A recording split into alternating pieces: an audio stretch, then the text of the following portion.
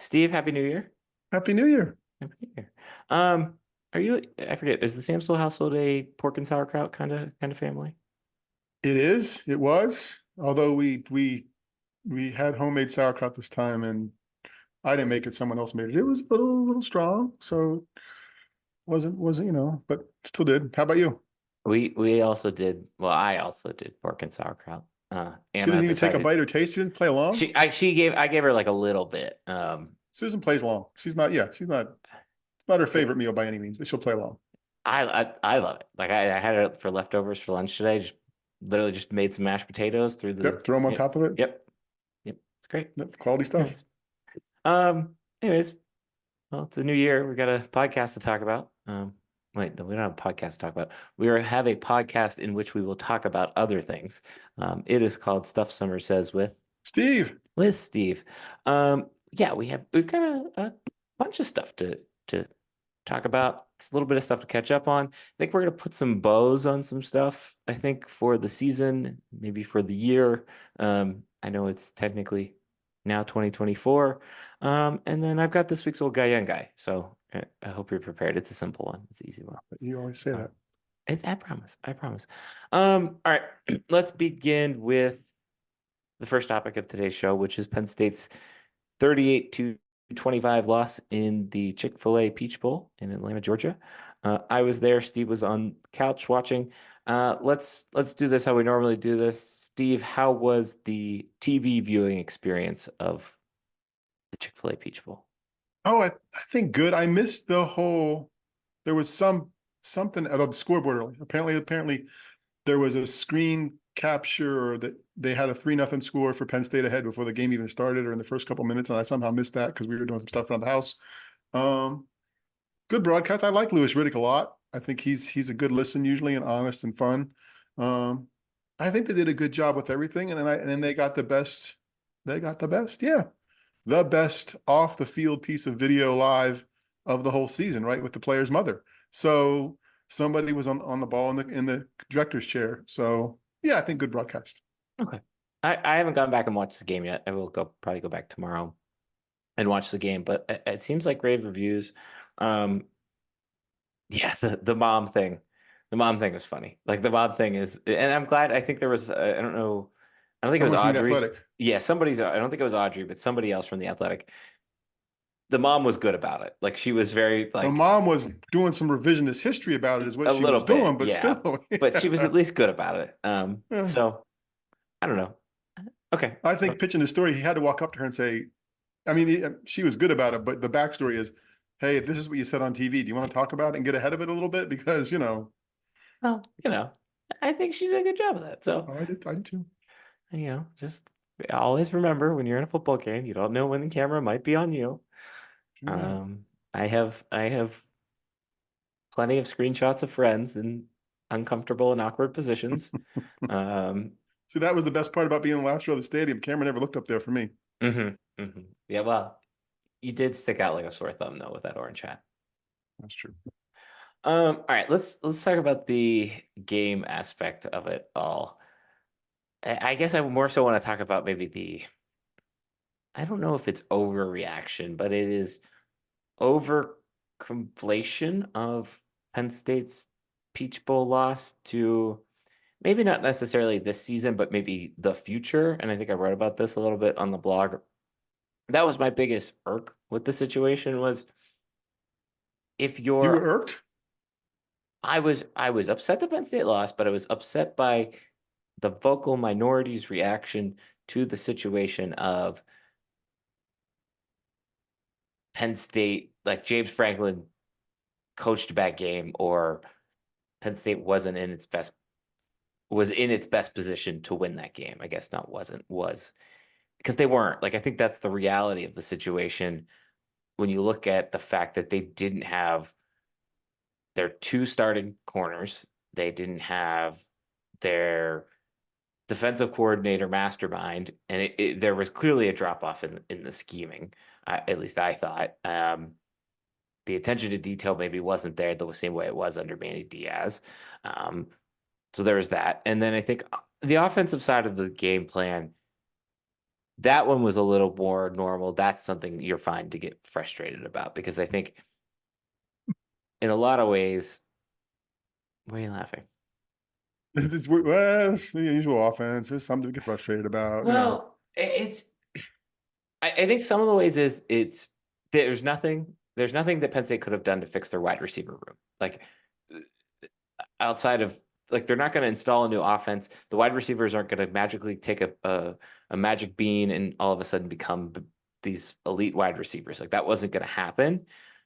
I do think what frustrated me as a fan about the situation was there was no sense of rhythm. And I don't know if that's on the quarterback. I don't know if that's on the play calling, combination of both. It's just there was no groove to that game aside from maybe the first drive that I felt like Penn State. I think first half I thought Penn State had a chance, and maybe even in the third quarter I thought Penn State had a chance, but you could tell the wind was falling out of the sails. Was not staying with the sails. I guess would be my recap I of the think game. for me watching it, I think it was bookended by two things: the wind out of the sails at the end, right? Like, oh, okay, this is going where it's going. And in the beginning, we had some TV stuff. We had somebody looking at one of the TVs, so people watching in the basement. I was kind of working TV guy upstairs, so wasn't paying hard and fast attention. Saw the first drive where they ran the ball and did well. I think from a fan viewpoint at the coaching and the approach, and it's what the game is. If the game mattered, right? If it really mattered for something, would the offensive plan have changed? Would they have been savvy enough? And maybe it's just too simple for me, the fan. You're running the ball, run the ball. Go ahead and pull a Michigan, right? Go ahead and say, hey, guess what? We can do this. Let's try to do this successfully, repeatedly, repeatedly, repeatedly. Keep you guys off the field from passing the ball quickly and exposing our weak defenders back there. And we'll just run the ball at you. Like, and that didn't happen. And I don't know that that would happen in the regular season, honestly, and which is also part of the offensive problem. Um, so that was that with the distractions beginning and end, impacted me a little bit. But as I think back and looked at some of the reaction, think about the game, I'm like, well, if they were really trying to win, why wouldn't you do this? If you know your receivers stink, right, or are struggling, running backs looked okay. They were open in holes. Now you got to pass at some point, but could you have done something to slow the game down a little bit and do that?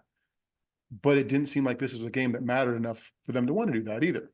So, and I don't know if that would have happened in the regular season because I think that here's our offense. We got to be diverse. We got to do whatever, as opposed to we got two good running backs. I think our line can open up decent enough holes to get 4 yards at a pop. Guess what? That's first down after 3 runs. I don't know.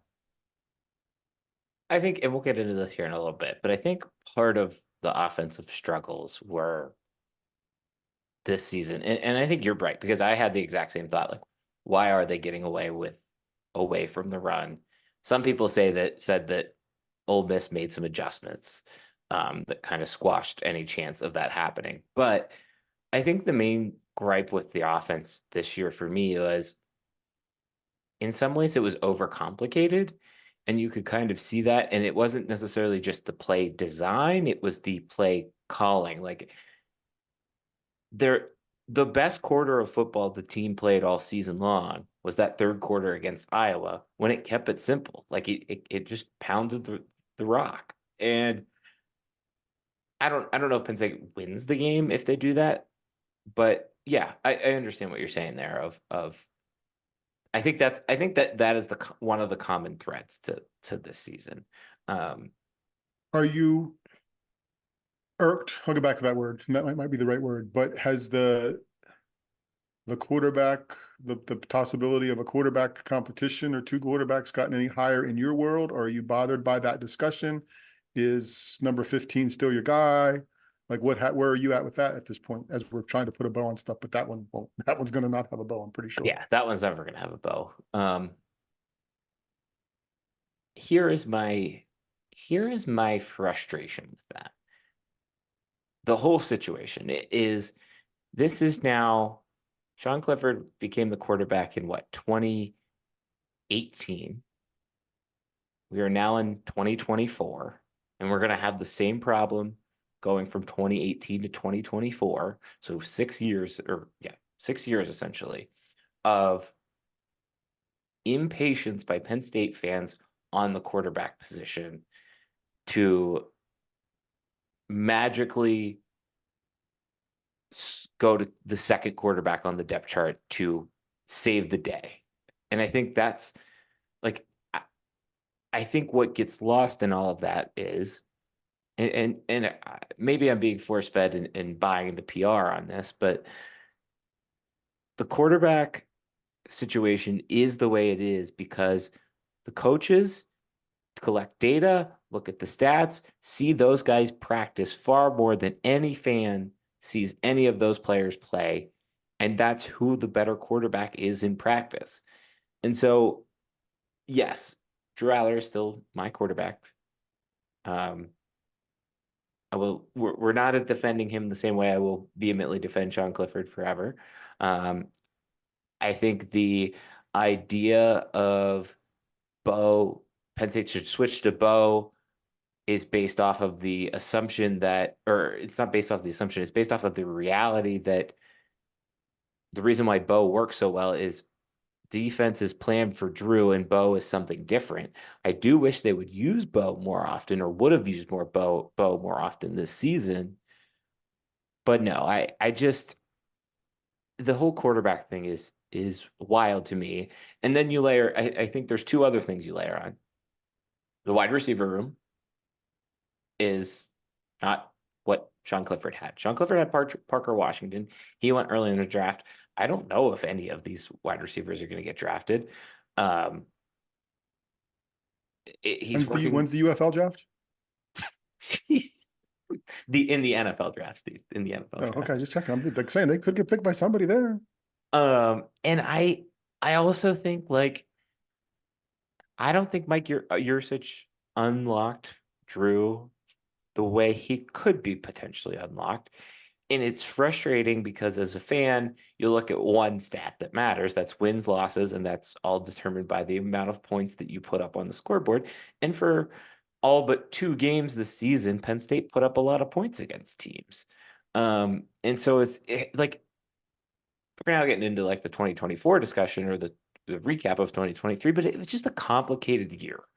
And it's A lot of moving parts. a lot of moving parts. It's very it's a very nuanced year. I think is the best way to kind of describe this Penn State football season, particularly at the quarterback position, in my opinion. Yeah, I mean, I don't think there was any doubt he was the guy up until the end when you're frustrated, right? Like the end being the bowl game, and the 2 games that they just lost. That I don't know that it's as nuanced as they're just not as good as the teams they lost to. I mean, it just might be. He played for crap in those 2 games. Ole Miss Um, included. yeah, I don't know. I mean, in terms of what was on the field, Ole Miss was better than them. I it I think I wonder if Penn State has its full defense and full offense. I'm interested to see how The that defense more. game. Like I don't I think think that. that game has a different tone to it because I think the momentum switches, and I am a subscriber in Yeah, no, I think momentum. the defense is more important than the offense in terms of who was missing, right? Like, I mean, I get that Olu's going to get drafted and high and is big and impressive, but they could have overcome the loss of an offensive tackle alone, right? Down a couple of your best defensive players against a team that throws the ball. It's like somebody who's going to put some pressure on people who are going to defensive passes. I think that hurt more, and might shape my discussion on player MVPs later when we talk about it. Yeah, I mean, I think they were, whether it meant more to them, right, to get to a win number, whether they didn't have opt-outs and they were focused, whatever it was, yeah, they were the better team. Like it didn't feel like it was in doubt to me once we got to the middle of the third quarter for some of the same reasons as always. Oh, Penn State's not going to be scoring today, and this team's playing better. It's interesting you use the word focus because and I don't know when this switched in my brain, but just reading everything leading into the game, I felt like Penn State was going to win just because it seemed like they were the more focused team, right? Like the way James Franklin was talking was there was like Olu and Chop really was going to be the only definite opt out, and Olu was going to be the only maybe opt out. And then to kind of see it play out the way it did in the last 48 hours before kickoff, 24 hours before kickoff. Um, and then you layer on, I think Curtis Jacobs didn't play in the second half. I don't know. I don't remember seeing Adisa Isaac playing in the second half. You layer that on, and then you layer in whatever happened with Dante Cephas and whatever happened with Keandre Lambert Smith. It was it was a weird tone shift in very quickly for At least what I was getting served to the media, right? Through the serve to yeah. the media was like, we're all in this together.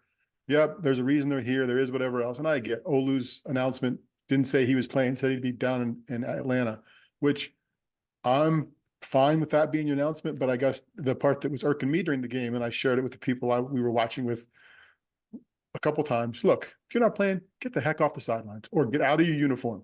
Like wear your jersey over Interesting. your shorts and sweats, but don't be there in full uniform. Like that was, I just think I appreciate the effort that they put in and whatever else. But look, if you're going to play, play and dress. If you're not playing, wear your number. That's fine. Put some sweats on underneath and don't be there in shoulder pads and whatever else. So the cameras, I don't know. I think I don't know. You made a choice not to play. Don't dress for the game. It's interesting. I don't I don't know. It was weird to see Olu walk out dressed because he was like one of the first people out of the tunnel. Um, I don't know if I have an opinion on that either way. I don't mind that the players like I have more of a I think it was yeah, it was Johnny Dixon that didn't go, right? Like he didn't I guess he wasn't in Atlanta at all. I have a little bit of an issue with that. Like if you want to opt out, that's fine. If you're going to opt out, do it. Like if you have the opportunity to opt out and you're going to go in, you're guaranteed going to go in the first round, do it. Like I have no issue with that. Like I was, if you were facing a multi-million dollar payday, you too would take it type thing. But you're, you're still a part of the team. You're still going to always be a part. And it just kind of feels lame. I don't know. And so anyways, did you read you trigger something in the brain. Did you read Neil Rudell's articles? I would give them a read. He talked about that kind of issue, the opt out issue. They're a very good vibe check on how the Peach Bowl situation played out. So I would give those a read because he tapped into that article. Because yeah, I think you could see that like it's this bowl games in general are very complicated, right? Like now, because there are, or at least this season, they were complicated. They'll be a little bit more complicated if you miss the playoff next year. And I think for me, at least, you know, if Penn State would have won, I wonder what discussion you and I are having, what discussion Penn State fans are having. Um, but at the same token, like I wouldn't get that high off of the the the season still happened. Like the season still played out the way it did. And I think that's very much what you have to look at in terms of the data set. Um, I agree. I mean, I do think people who are reacting are probably doing the math that, okay, it doesn't matter, but we lost the defensive coordinator. He wasn't there. This is what this team looks like without the defensive coordinator. This is what this team looks like with the players that aren't the 6 or 7 players on defense who didn't play at all or as much. Right. So I think looking toward next season, they're doing that math. And it's quick and it's before blue white and it's for a whole preseason set of practices. But I think that's how people get there in terms of that negativity is okay, this is what this looks like. Oh, I don't know. So yeah, and I think to your point, it's going to get more complicated going forward. And I honestly think, big picture, if people want players to show up in non-playoff games, and this will be interesting, but I see not that far down the line, winners shares and losers shares in games, like that's a monetary good stuff idea. there, because there's going to be 12 teams that make it. There's some feel good stories and some places that want to do some other stuff, but those other bowls are going to be fighting again, I think, in a pecking order for attendance. I mean, if you look at what the Citrus Bowl had for attendance with Tennessee and Iowa, It was insane. Like right? even the Wisconsin LSU game, there was, and it was like I was thinking about how not packed, but it was decently full when Penn State played there. the last year it was the Outback Bowl. Um, Same thing. I was like, there's nobody, like, there is no one at that stadium. Right. I mean, if And that fans are used to doing the be a math, big bowl. That used to be a good bowl if yep. you didn't get into the BCS or even Right. early days of the playoff. Yeah. Um, I mean, but fans are doing the math now. They've invested in a whole season of home games. Maybe they've gone to one road game. Are we going to travel there? Are we going to do this? Does the game matter? Why am I putting something into it? So I think those bowls are going to be in for a challenge on the outside yeah. of the playoffs. Well, and I think even like Power Five is one thing, but like a MAC school, you look at those attendance, like those are corporate events that are meant for TV Right. more than anything else. Right. I mean, ESPN owns them all, so they're not gone Right. anywhere, but because they're cheap programming comparatively to whatever the other options are. And people will tune in. Like people will watch them. Yep. You go look at the numbers. Um, let me just want to hit on this real quick before we wrap up the Peach Bowl stuff. Stadium, Mercedes-Benz Stadium is very nice. The concourse is gorgeous, very nice. Um, the food prices are as cheap as they say they are. That was cool. However, didn't love the in arena seating. We were in the 200 levels in row five, and I felt we were a mile away. Um, it just you felt very removed, and I think that was also comparatively from the Lions Stadium, which didn't feel very removed by or from. So So is the 100 level just bigger, or is there like a special 0-0 level that's there taking the up space 100 between the two? level is bigger, but the 200 level doesn't overhang the Okay. 100 level as much. Like it maybe only covers 25%, whereas at other stadiums I've been to, it's like, you know, 50% or something like that. Yeah. So I don't And know. you got a Chick-fil-A sandwich. What was the food? What'd you buy? I did not get a Chick-fil-A sandwich because the line was very long for the Chick-fil-A sandwiches. I got a hot dog and a soda for $6. And that was a souvenir cup, which I'll now have.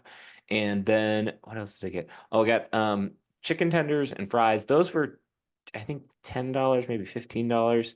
But it was a very, very large plate of them. And it was from John Taffer from Bar Rescue's little like bar. So it was neat.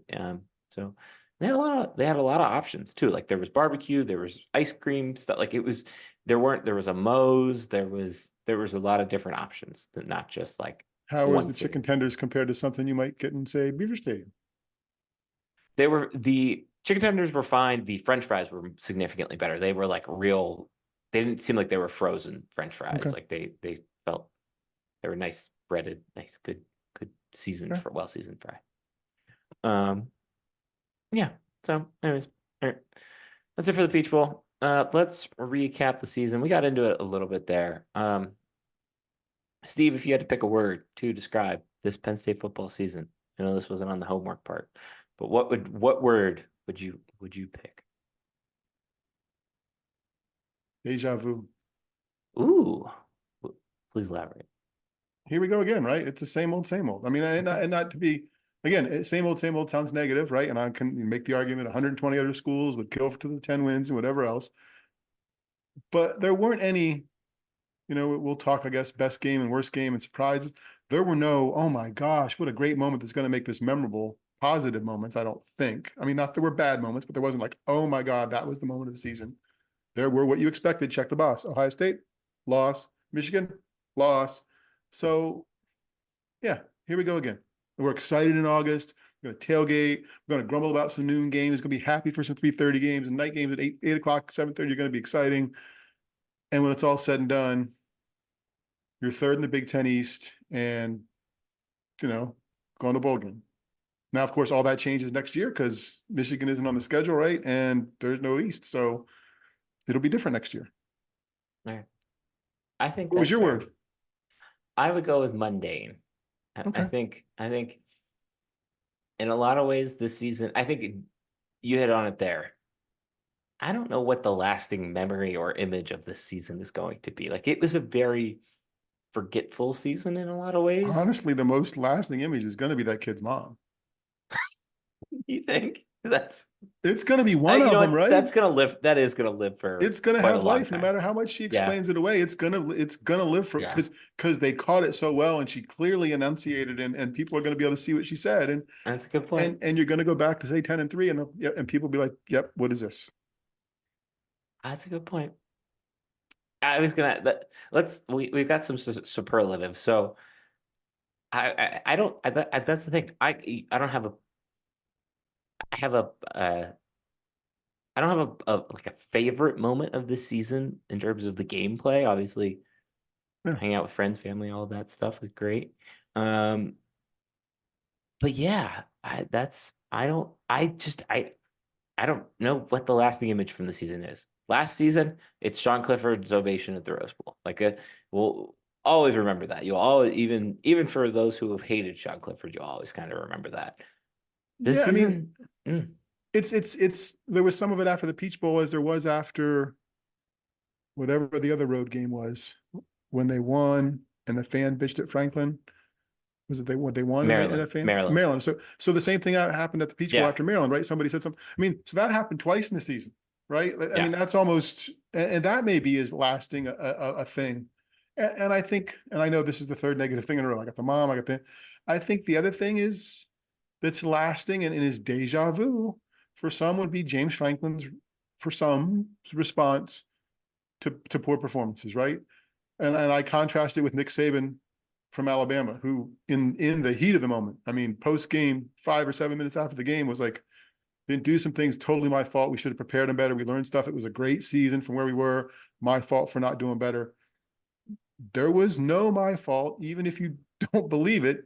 If you're him and you don't believe it, that wasn't said after the Peach Bowl. There was, oh, there's a lot of moving parts. Well, respectfully, it's someone's job to deal with those moving parts, Right. and it's No, yours. that's a good So point. feel free to say, hey, we had a lot going on. I should have put us in a better position to succeed. Right. And I think those kind of things, that kind of approach would resonate more with the fans who are ready to jump on the negative bandwagon a little better than what is said. I think I think another word that comes to mind is just in general grumpy. And I think outside of the Iowa game, there wasn't really that impressive of a performance. The Maryland game, maybe, right?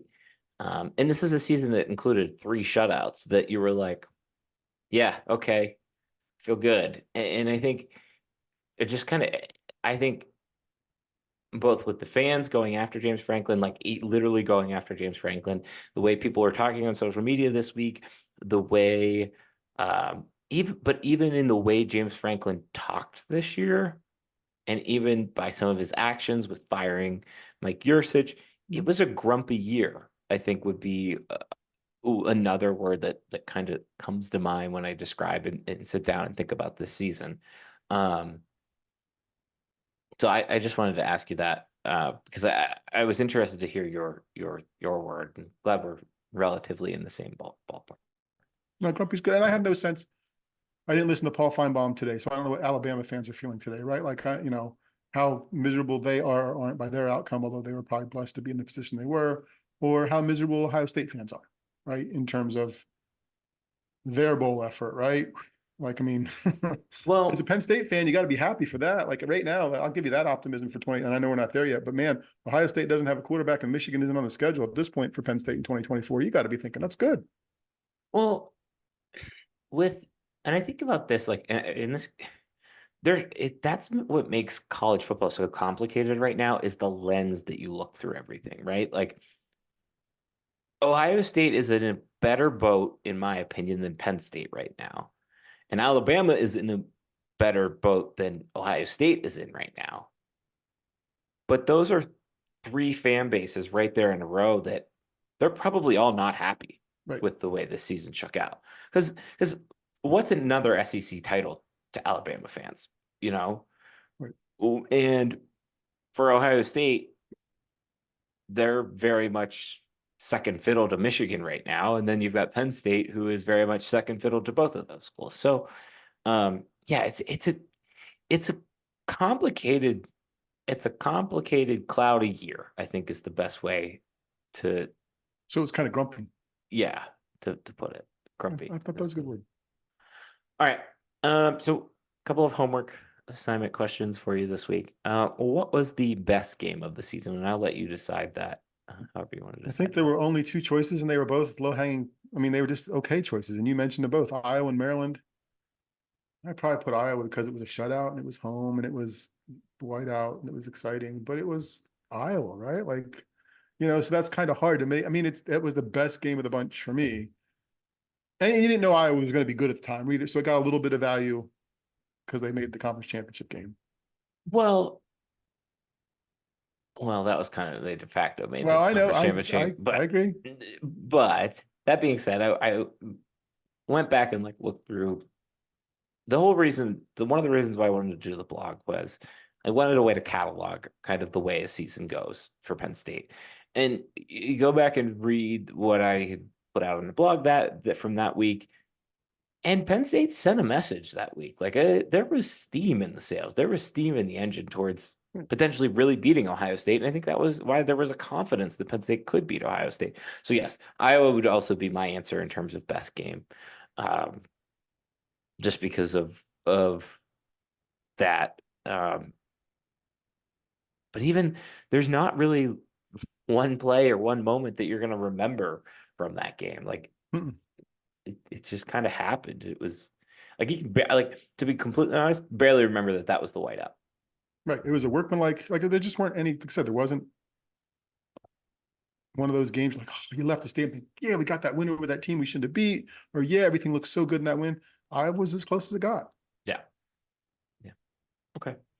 The worst game of the season. These are close. And I was maybe playing my cards too close to the vest. We're talking the season recap. I have Mississippi State there. You mean Ole Miss? Ole Miss, yeah, sorry. I wrote Mississippi State. Okay. But yes, Ole Miss. I kind of have them, right? Like, because it was the chance to send you off in the next season. Michigan's close just because by that point, people were still saying, oh, well, okay, so what, Ohio State? We got Michigan State. Well, kind of deluded yourself. There was some hope there. But I think Ole Miss and the Peach Bowl might be in some ways, just for all the stuff we ended up talking about, right? Like it just lingers. It's the one that Hmm. lingers the longest. So I think that's why it's probably my worst.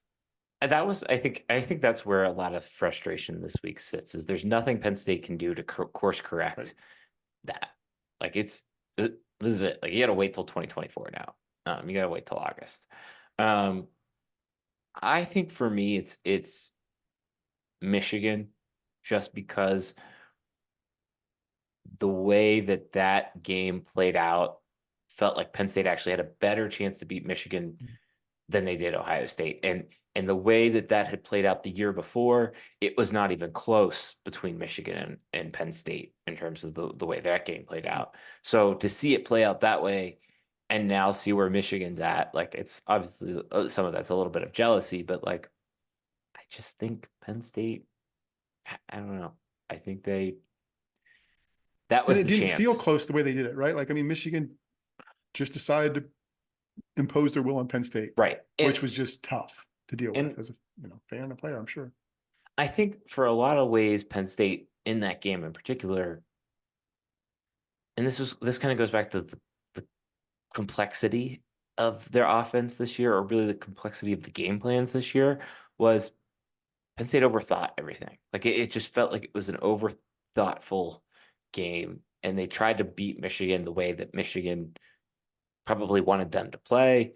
Um, Also, like from a standpoint of the media circus going into that game, if Penn State beats Michigan, Michigan loses. Penn State probably wins out. They're now going to the Big Ten title because of the tiebreaker situation. And everybody, like Harbaugh is maybe gone, like 100% gone now after the season and the way it shakes out. And instead, this is where we are. So that was a big kind of worst game for me this season. What was your season defining moment? Ohio State game. Ohio State goes on like a 13 play drive, 61 yards. Oh, there's 13 plays, 61 yards to go ahead 10-3. Like when they did that, I'm like, oh shit. Guess what? Here's the defense. They're scoring, they're going to score enough points. It's going to be okay. And I'm not for them. And I'm not sure Penn State's going to score any more points. So it wasn't like a play. It was just like there was the deja vu thing. Here's Ohio State going to do what it wants to do. I think for me, it also happened in the Ohio State game, and it was that called back that Oh yeah. strip sack, Yep. Yep. strip fumble Yep. touchdown. I think it was Curtis Jacobs who Yep. scored, um, or would have scored. You could tell that was the wind out of the sails. Had they taken the lead there, I don't think Penn State really gives up the lead there. And who knows how this season goes? Like who Right. knows And how the rest of the those are season the goes things from you now? need, and there weren't any of Yeah, those. That all would have year been long. right. Literally aside from opening night, the first drive of Drew to Keandre Lambert Smith for 71 yards or Yep. however many yards, that there was no Oh, that it people were so factor. excited there was going to be a passing game. Right. Like it's just like yeah. Sorry, it's not funny, but it's No. funny. Yeah. Okay. All right. Two more left here. Who was your MVP? I think Chop Robinson. Like I think counting the bowl game, I might have made it Kalen King because I think they could have overcome just the absence of Chop Robinson. If Kalen King would have been back there, they might have had a chance of stopping a few passes in the Peach Bowl. But I think season long Chop Robinson. I mean, so much was made of his presence, his motor, his impact on the team, the game at Maryland. I mean, just all this stuff. So I think him. Um, yeah. Chop is the first person to come to mind. However, I'm going to change the question slightly. I'm going to from player to person. I'm going to go with Manny Diaz. I think There you that was go. the biggest. But I think Chop, in terms of player, just the way he took his stats didn't light things up, right? Like it, and aside from really the strip sack or the strip sack against Rutgers really sealed that game. Maybe didn't have like a ton of huge big plays, but it was the way he took away everything to allow everybody else to do their job, and I think that was crucial to me. Yep. Okay, last one. This one I'm gonna call our writer MVP, but it can also be our media person MVP. I would prefer if you kept it to the Penn State beat um on this answer, but you don't have to. Um, who did you enjoy? Whose coverage did you enjoy the most this football season? I did keep it the Penn State beat, and I Okay. went. I think this one will surprise you, and it surprised me when I thought about it. I made Dave Jones my selection. Why? Because I think because not I think because on after games on Sundays, I want to read what he had to say as the perspective setter. I respect and appreciate Mike Portman's all 22 and like it, and there's a lot there all the time, and it takes me time to do that, right? There's always a lot there, and Audrey is different perspectives on stuff and covers the team really well. But when I think about who I want to hear from in like right away, and then like the 3 or 5 reads or whatever he does with his second story each weekend, it's Dave Jones. Like I for as much as he can push people's buttons, he was the one where I got the story, and it seemed like he broke the story on the Maryland aftermath with the feedback from Franklin and how it happened, right? And setting that perspective. And I think he pats himself a lot in the back by saying, well, I asked this question and this is what prompted it. Okay, you're doing your job. That's great. But yeah, I think for me, in terms of what I consumed and what I look forward to, that stuff in the immediacy afterwards, because I knew the result was often top of the list. All right. All right. You mentioned my answer. It was Mr. Michael Portman and his all 22. Um, I think it was a I think there was a couple of reasons why I liked it. Number one, it was I love number storytelling. I think I've always enjoyed that. I think that's if you can do that, you can do it well. It's always great. And I think Mike did a great job at that. I think the other thing was it was something fresh and new for especially no offense, Mike, for somebody that's been on the beat for, Well, for the beat quite a period. I mean, while. he always does a good of zigging when everybody else is zagging. He Yeah. introduced the all 22 for this season. I'm sure there'll be something different next season because he's not going to get caught in the same trope over and over. He'll find a different way to present kind of the same stuff, which I think is great. So yeah, I think it's a great pick. Yeah. No, so that would be my pick. All right. I think we covered the season pretty well there. All right, we're running a little long, but I want to do this because I think this is also a good idea from Mr. Samsel himself. So Steve, a few weeks back we had an interesting debate about the uh both the Times Person of the Year and the Sports Illustrated Person of the Year. Um, who was your Penn State Sportsperson of the Year? And I Here's how I defined my answer. Biggest impact of the year. That was how I'm defining it, but I will leave it open to definition to you. No, I Since think that's where I went as well. Although and okay. I'm going to skip the one I think you're going to take, just so we can have two names. And mine's no, not many people know. I don't think. He's the guy that founded Blueprint Sports, when that consulting firm that they brought in to make the two groups, the NIL groups, come together. His name is Rob Sine. He's a Penn State alum who was one of the founders of Blueprint Sports. So I'll go with him because I don't know that those NIL groups were going to get their stuff together until someone from the outside came in and was either a sheriff or showed them the numbers and said, "Hey, it'll be better together," whatever else. So I'll go with Rob Sine because I just think Okay. it affects every program, all 31 teams. I was hoping for some feel good story, but I think this is the one that is the biggest impact on the program overall. Okay. That's that's interesting. And I now don't disagree with that answer. However, I when I was doing this, I just wrote down a list of names. Like who were the first five names, like five or so names that came to mind this season. Or sorry, this year thinking about Penn State in 2023, Penn State Athletics 2023, the scope of 2023. The names I came up with were Micah Shrewsbury, Pat Kraft, Chop Robinson, Drew Aller, Jeff Tambroni, and I think I'm just gonna be the maybe the iconoclast if that's the word I'm looking for. I think my answer is going to be Mike Yursich. I think that is going to be my like That's fair.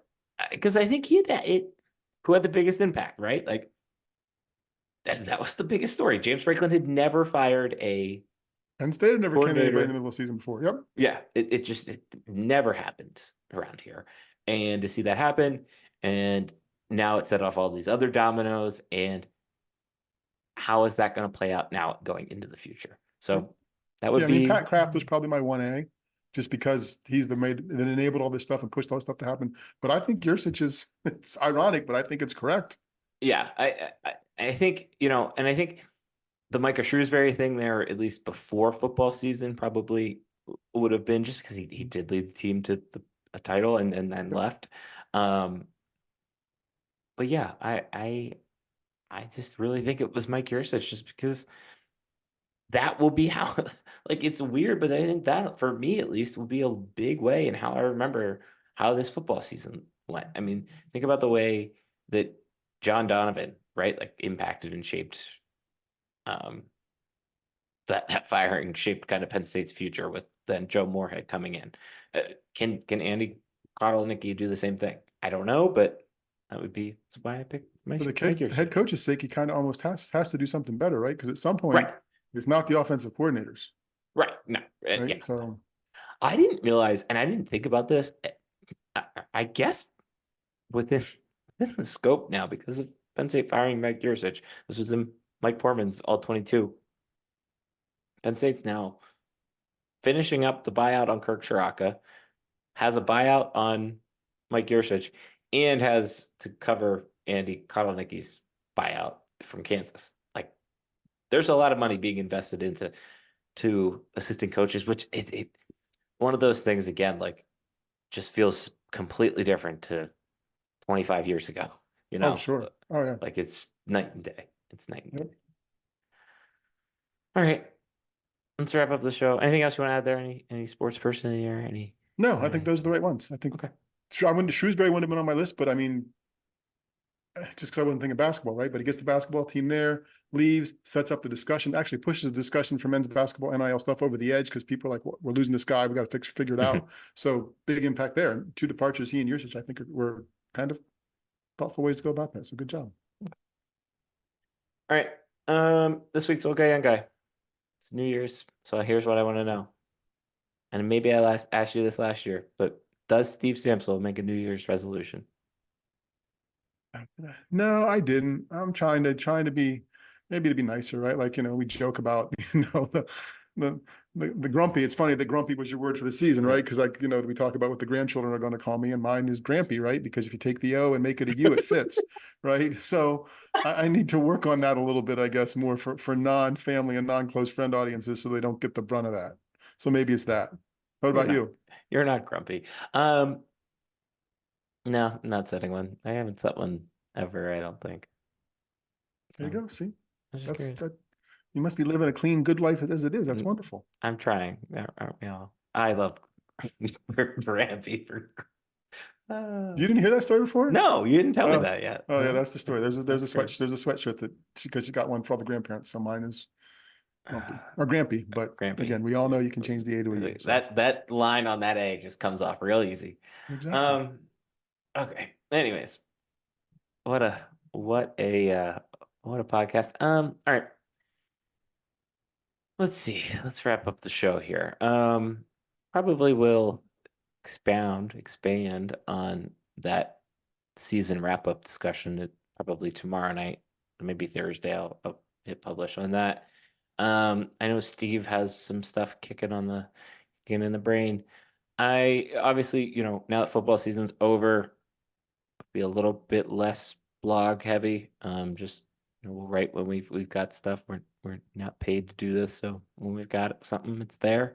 That's our approach to it, but we'll definitely make sure it's fresh. Um, we will probably have a newsletter at some point this month as well. Um, anything else you want to add there in terms of content plans, Steve? I think we'll still have some semi-regular stuff. So yeah, I think it'll be Okay. good. All Yeah. right. Good. All right. And then that's about it. Thumbs up and 5 stars. Subscribe down here. Appreciate everybody that has subscribed. We've really from our Pete Gonzalez interview. We've picked up a lot of subscribers, so I really appreciate that. Other than that, we've got a website. It's called stuffsummersays.com. On that website, there's a section called With Steve, Steve. We've got emails. Mine's Darian at stuffsummersays.com. Steve says. Steve at stuffsummersays.com. And lastly, we have Twitter handles. Mine's at Stuff Summer Says. Steve says, At Steve Samsel. we're out of here. Happy New Year.